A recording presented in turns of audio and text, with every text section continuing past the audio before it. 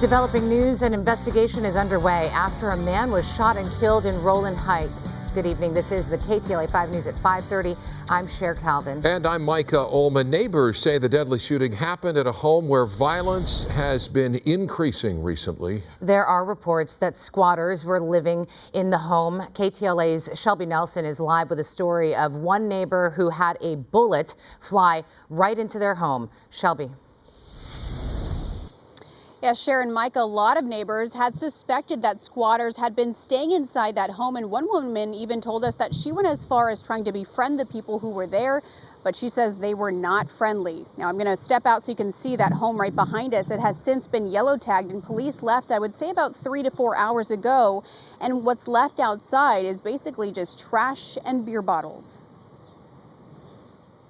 We heard an explosion and something hit the house. That sound Rowland Heights resident Lori Haas is describing was actually a bullet piercing her window. That's where it entered, and the little one is where it exited. There's 2 panes of glass. Inside the house, it traveled across her living room into this wall where she says detectives retrieved it after a late-night shooting across the street. What's described as a quiet cul-de-sac near Blandford Elementary School became the focal point of a crime scene, with investigators on the 2500 block of Doubletree Lane in Rowland Heights.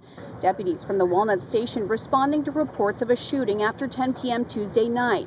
They found a 34-year-old man on the driveway suffering from a gunshot wound to the neck. We saw him laying on the ground over there. The victim, who authorities say was a Hacienda Heights resident, died. We still don't know what led up to the shooting, but they say he was a gang member. Authorities say the house where the shooting happened, now yellow tagged, was vacant, and that members of one gang were squatting there based on mattresses, personal items, and wall graffiti left behind. Deputies had been called out to the home several times. Recently, there's a lot of problems. Like what? A lot of shootings, a lot of accidents, a lot of problems with homeless. It's just getting pretty bad. Authorities say the victim was not a member of the same gang. They're now searching for the suspect and say those who were at the home at the time fled the scene. Ironically, this isn't the first time this home has been part of a crime scene investigation. The home once belonged to a singer of the popular rock band Los Lobos. In the 90s, his wife went missing and is believed to have been murdered by her half-brother. The family moved out, and since then, neighbors say people have been in and out of the home for years. Back in 1999, same house.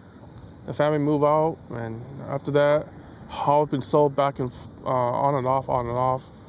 I believe maybe a couple of years. Move in for like a year, move out, move in, move out. Now, investigators are following up on leads, but they are asking for the public's help. Anyone who has seen or heard anything or who has surveillance video, they're asking to come forward. Again, those people fled last night when that shooting happened, so they are needing the public's help right now. And there are no descriptions that they could provide us. Reporting live in Rowland Heights, I'm Shelby Nelson, sending it back to you in the studio. Shelby, thank you. Now